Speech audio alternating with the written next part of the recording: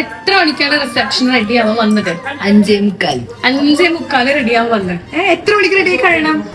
ഒരു 1.25 മണിക്കൂർ കൊണ്ട് റെഡിയാ. 1 മണിക്കൂർ 1.25 മണിക്കൂറിനുള്ളില് സാരി, ഹെയർ, ഫേസ് എല്ലാം സെറ്റ് ചെയ്യണം. എല്ലാം സെറ്റ് ചെയ്യണം അല്ലേ? കൊള്ളാം. രാവിലത്തെ മേക്കപ്പ് അടിപൊളിയായിരുന്നു. എനിക്ക് ഇതും നല്ല സെറ്റാക്കി തരുന്ന ഉറപ്പാണ്.